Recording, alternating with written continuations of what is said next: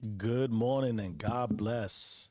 I wanted to tap in today to let you know that I was going to take a full rest day relative to how I do things and the power possibly of that. And I wanted to keep it short and concise. At least I'm going to try to. If you are like me, if you are making moves, I think there's always an inflection point, but certainly there starts to become this overwhelming reality. If we think back to just yesterday, the consciousness of being conscious, the thinking of the thinks, and the remembering of what you need to be reminded of. That's what hit me today during my prayer and my meditation. Sometimes you have to be reminded in order to remember. And I'm just really inundating myself with research and knowledge that predates all of our histories. And for me, is impactful towards the creation of consciousness. Just imagine that.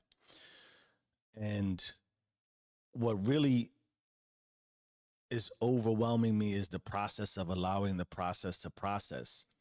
It's something to the effect of, in the book I'm reading, Pistis Sophia, which is a massive revelation of the reaching for the highest of heights, but the reality that you're somewhere in the middle, which feels like the lowest of lows. And it does reference Jesus, who says, and I think I might have said it, I don't know if I said it here or it's just been replaying in my head so much, I don't even know where it is these days.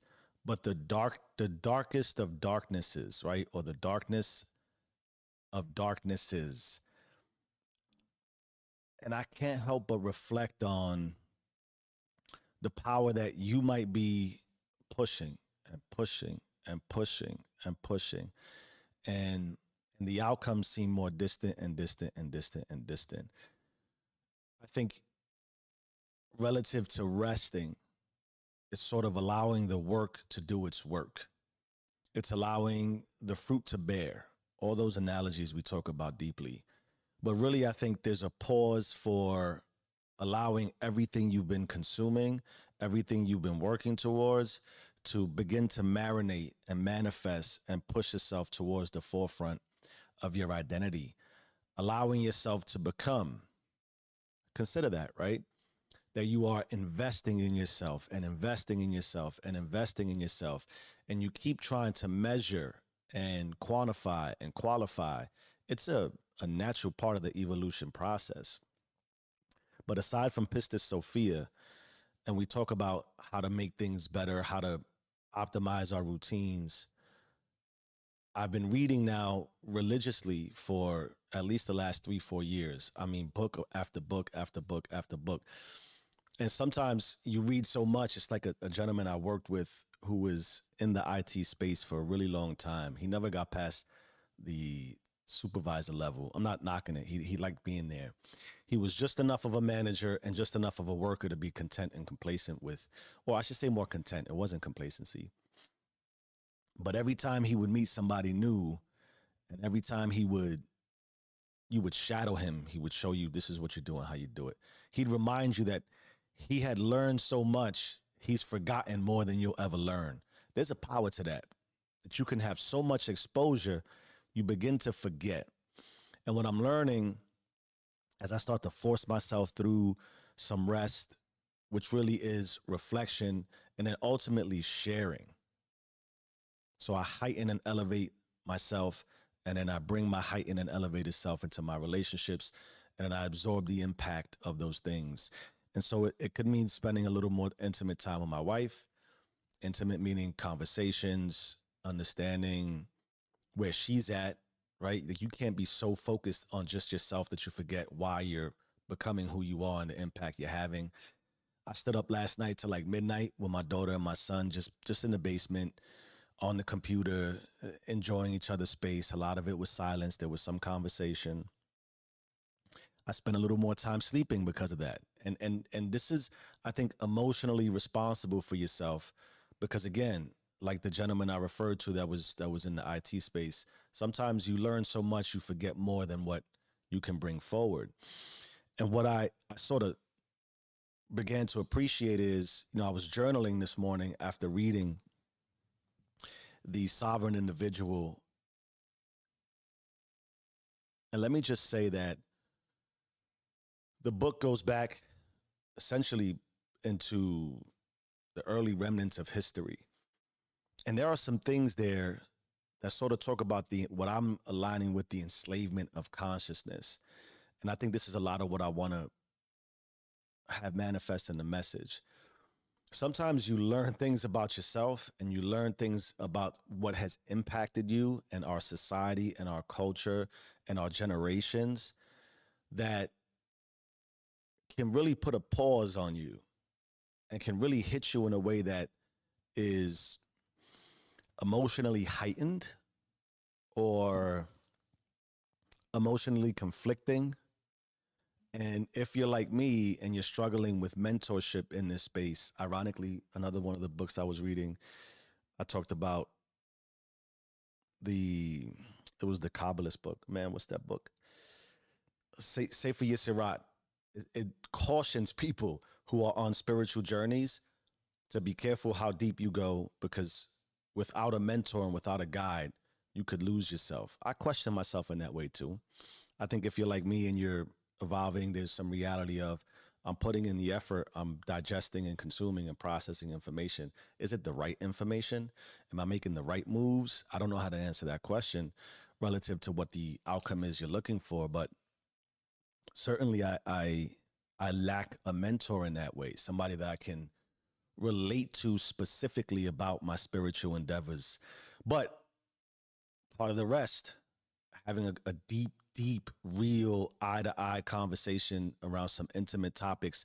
And it could just simply be enjoying the moments we're having, enjoying the moments that are ahead of us with my wife, right? Who's also my best friend and my significant other, who I rely on deeply. It doesn't have to be like, yo, God is this and God is that, and the podcast is this and the podcast is that. It could just be, yo, how you doing, right? How are you? A couple of laughs, quiet moments. Those things are massively powerful to your emotional experience and help you reflect on all the work you have done to baseline and remember, right? You have to be reminded in order to remember. Remind yourself why you're doing what you're doing. Remind yourself what's still in front of you, and remind yourself you still have a long way to go. If you're like me, my stepfather, he sort of, I think, imprinted this thought into me. We talked about, he makes some investments and he spends some money. And some people might ask, but what about when you're 70, 80? He says, yo, I'm still going to be working. I'm going to work till I die. And for me, I apply that concept spiritually in my relationship with God and endeavoring out for consciousness. I'm going to be conscious until my physical reality is taken from me. I don't know what happens after that. That's a conversation for another day. I think consciousness expands. If we apply consciousness as light, I think maybe we're light beings. We think about our energy field and how we're built and how we emanate, and structurally, all the things that go on neurologically, and the millions of and the trillions of connections. Like, if you really get into that stuff, it's pretty crazy to think that this flesh that is so limited, that it could be all that we have when we have this expansive level of consciousness within us. And so you give yourself a rest. You give yourself a rest to think about the journey. You give yourself a rest to allow the muscle to build, the emotional muscle, the spiritual muscle, the physical muscle, if you're putting in some challenging work there. And I think what I'm starting to realize happens is I don't know how to, I guess I would just say, you feel the growth. You feel things.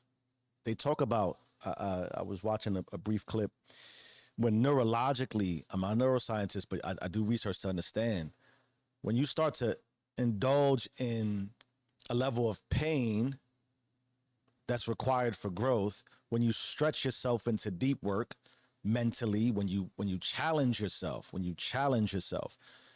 the neurological makeup, different things in your brain start to, right? Neurons that wire together, fire together, or fire together, wire together. So essentially, you can start to change the construct of how your mind works based on what you apply to it. And in the same way, you're going to forget a lot more than you remember because that's just the way it is. But allow yourself to appreciate. Like I think I'm getting so into the experience of what I'm feeling that I can sense it. And today was one of those sensory things that I wanted to share relative to the pause button doesn't mean stop. Sort of means appreciating everything you've worked hard towards. If you don't pause for that, and we talked about reflection yesterday, and it's not being for everybody, but it is in the way that it's whatever you want it to be. But as I considered all those possibilities, and I indulged in sort of the evolutionary process of human life and existence, I'm talking hunter-gatherer stage, which I think is very cliche in today's sort of push towards trying to get us to be more conscious, which I want to make clear too. I don't want to belittle anything or anyone else or forecast in a way that suggests what I do and what I have is far supersedes anything and anyone making an attempt to do similar things. I just think it's a reality that everybody does what they do, how they do it, and there's a flow to things. There's an influence that is massive and paramount to consciousness. That's what intrigues me. That's what enlightens me, and that's what scares me. That's what makes me pause and say, yo, am I doing it the way I want to do it? That's not I don't think you should let that just flow by you without really giving it deep contemplation. How I want to do it, how I want to do it. And really what brought me to this juncture was the transition from hunter-gatherer to agriculture to community to ownership to roles and responsibilities that predate us in ways that I would never have otherwise thought about if I didn't find God and I didn't start to do some research. But what I'm cracking sort of the code on and what makes it relevant for me when we consider how we struggle today as people and we strive and yearn for success in whatever definition success means for you is a lot of the struggles we have today when we talk about how depressed and how anxious and how stressed and how overwhelmed we possibly are. One comes from a reality that the evolution of life, because of technology, is so fast and it's happening so frequently that we haven't learned yet and experienced it enough to know how to evolve with it. I think some of that is because, things should not be going that fast, at least relative to how we got to this place. The internet, I mean, my children will never understand life before internet. Some of us, those of you who are like me, certainly understand dial-up internet and then even what precedes that. And think about that power. If you're an 80s baby, a 70s baby, you didn't have a phone. We just gloss over that. That was only 50 years ago. Like the people taking airplane flights places a couple hundred years maybe.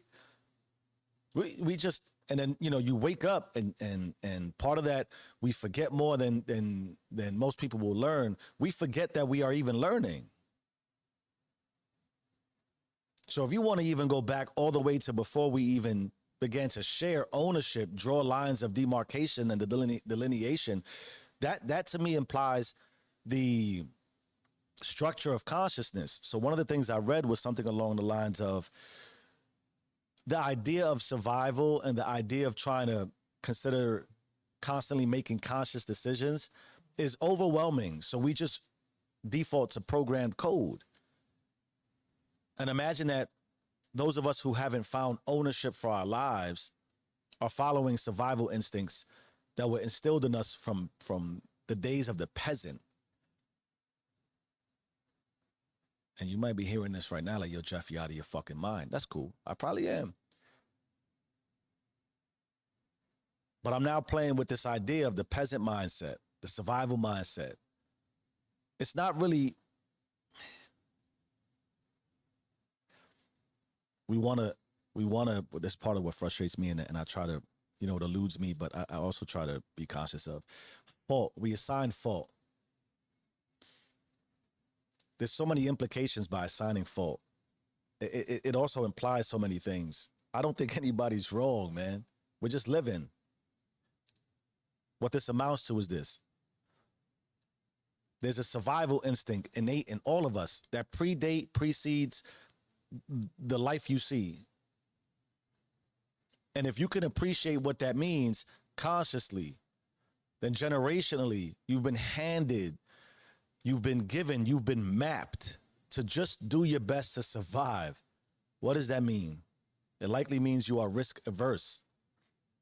It likely means you understand what the moment is, but you can't forecast out and make investments that are long term. That's why you get hit with the instant gratification. It's not these buzzwords: delay, plan. We can't, because the power of consciously considering to do that hurts, if for no other reason than you haven't been taught that. And then to teach yourself that requires massive reprogramming of your mind, your spirit, and your body. But I believe, like me, all of us make an attempt.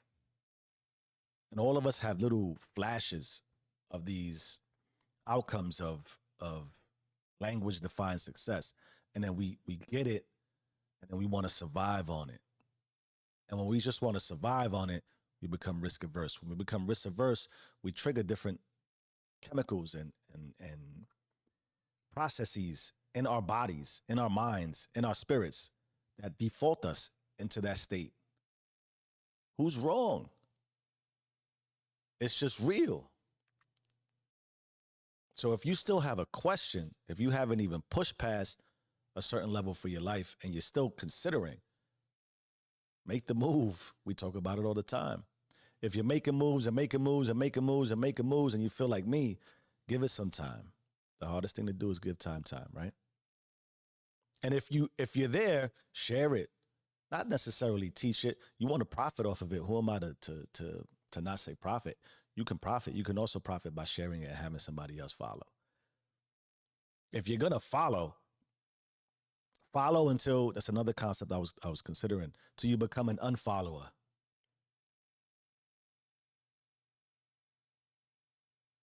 Because like everything else, what you follow taxes you.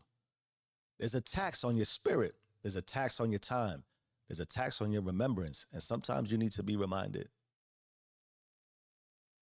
You own it or be owned by it. You either run the system or the system runs you. Change your mind, change your life. I am who I say I am. Do you and stay rich.